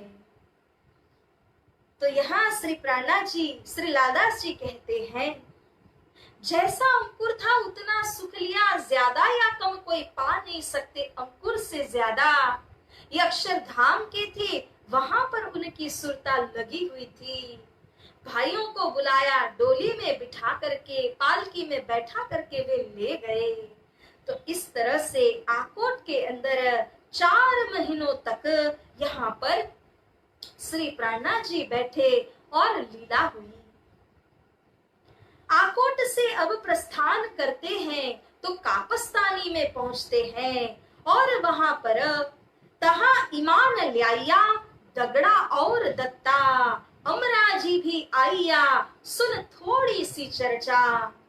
दगड़ा, दत्ता और अमराजी भाई, ये 3 सुंदर साथ कुछ चर्चा को सुनने के बाद ईमान लेकर के धर्म मार्ग के अंदर में शामिल हुए। कापस्तानी में लगभग 5-10 दिन तक बैठे हैं श्री प्राणनाथ जी। वहां से प्रस्थान किया एहलजपुर, जिसको एचदेवी कहते हैं, तो वहां पर पहुंचे। एक परसाजी भाई के साथ वहां पर मुलाकात होती है। उन्होंने इस बड़ी भारी जमात को देखा, अपने सेवा भाव से उन्होंने श्री जी को कहा, जो तुम इतर हो तो मैं सेवो तुम्हें, जवारी मेरी बहुत है, मैं सेवा करूं तिन से। हे श्री प्राणनाथ जी, अगर आप यहाँ पर बैठेंगे तो मेरे पास बहुत जवारी की खेत है, उस जवारी को लेकर के मैं आप सभी की सेवा करना चाहता हूँ, मेरे जीवन को मैं धन्य धन्य करना चाहता हूँ। अब उनकी इच्छा को पूर्ण किया। 3-4 दिनों तक यहाँ बैठे उत्सव कीर्तन भजन के द्वारा धूम मचा दिया। और उसके बाद अब सुंदर साथ जी यहाँ से भी चल देते हैं। मीना फकीर संग का तिन साखियां दे करी सेवा, सुन चर्चा गलित भया पाया नहीं भेव। तो यहाँ पर बीच राह में एक फकीर से भी भेंट होती है। कबीर साहिब की कुछ साखियां देता है, वह श्री जी की चर्चा को सुनता है, परंतु अंदरूनी जो भेद की बात है वह उसे प्राप्त नहीं होती। फिर भी अंकुर के मुताबिक उसने भी अपनी वृद्धि कर ली, श्री जी के दर्शनों को प्राप्त करके, ज्ञान चर्चा का लाभ उठा करके। तो इस तरह से अब देवगढ़ में आ जाते हैं। 4 दिन यहाँ पर रहते हैं, क्योंकि जो यहाँ देवगढ़ के अंदर राम ठेकरी का जो राजा था उसने ध्यान नहीं दिया, न तो वहां की प्रजा ने ही कुछ पूछा। इसीलिए अब श्री प्राणनाथ जी जमात को लेकर के और भी आगे बढ़ चलते हैं। एक समद घोड़ा अस्वारी को तैयार, श्री राजता पर विराजत, संग मोमिनों का लश्कर, बोले श्री प्राणनाथ प्यारे की जय। यहाँ श्री प्राणनाथ जी की जो उम्र है लगभग 60-65 वर्ष के करीब हो चुकी है। अब श्री जी की सेवा में एक समद सफेद रंग का जो घोड़ा है, हृष्ट पृष्ठ घोड़ा, उसको यहाँ सेवा में उपस्थित किया गया है और श्री जी उसके ऊपर में विराजमान होते हैं। जो संग मोमिनों का लश्कर चल रहा है निर्गुण वेश के अंदर, वे बड़े ही सुहावने लगते हैं। अपने हादी के पीछे कदमों पर कदम रख करके चलते हैं। एक लड़ाई राह में दज्जाल करी दरमियान। तो यहाँ पर गोड़ा जाति के जो लोग थे उन्होंने फकीर की जमात को देखा। लालच के कारण उनके साथ में मोमिनों की लड़ाई होती है और इस तरह ईंट का जवाब पत्थर से मोमिनों ने पहुंचाया। सब साज फकीरी का शोभित सब सनंद, मोमिनों भेष पहचानिया क्या पहचाने अंध, बोलिए श्री प्राणनाथ प्यारे की जय, श्री सतगुरु महाराज की जय। कितनी सुंदर चौपाई यहाँ श्री लालदास जी महाराज ने बयान करते हुए कहा। सब जो फकीरी वेश को धारण करके चल रहे हैं, सारी सनंद सामग्रियां सब निर्गुण वेश की हैं। ये जो वेश है ना, ये मोमिन पहचान लेते हैं अंकुर के कारण, परंतु जो विषय वस्तुओं में अंधे बने हैं, माया के चश्मे जिन्होंने पहने हुए हैं, वो कहां से इन स्वरूप की पहचान करते। तो इस तरह से तहा मांगत टुकड़ा चल ही, जोरी भर के ल्यावे, श्री राज को आरो गाय के, साथ को बांट देवे। जिस तरह कल भी हमने श्रवण किया कि झोली भर के टुकड़ों को ले आते हैं, श्री राजी को आरोगाते हैं और वही टुकड़ों का जो प्रसाद है उससे ग्रहण करके आत्म तृप्ति का अनुभव करते हैं। इसी तरह से मजल पे मजल आगे चलते जा रहे हैं। वहां से चल के आए रामनगर, भई मजले दरमियान में ये सुख सब ऊपर, बोलिए श्री प्राणनाथ प्यारे की जय। तो इस तरह से सुंदर साथ जी अब रामनगर में आ पहुंचे, कई मंजिलों को तय करते हुए।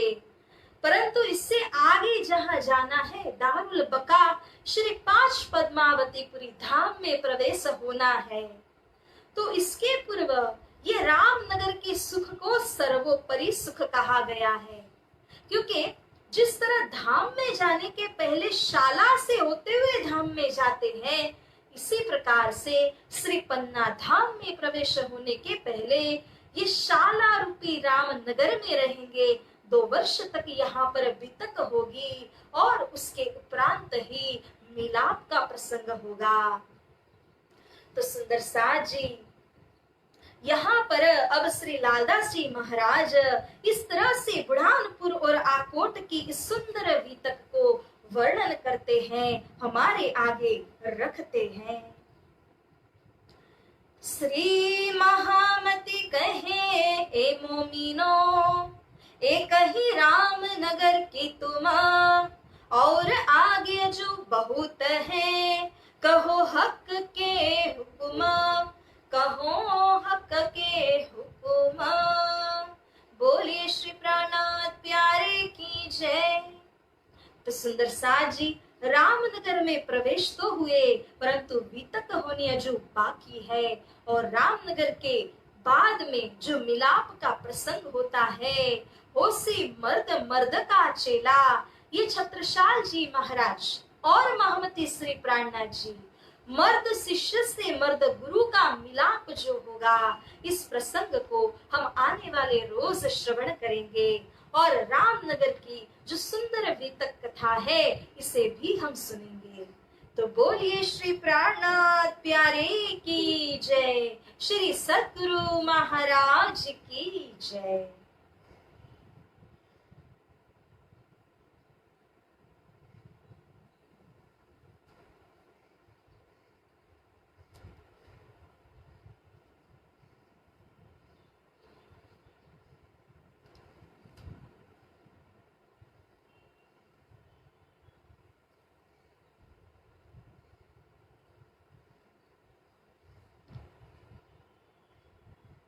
पिया जी तुम हो तैसी कीजियो, मैं अर्ज करूं मेरे पियो जी।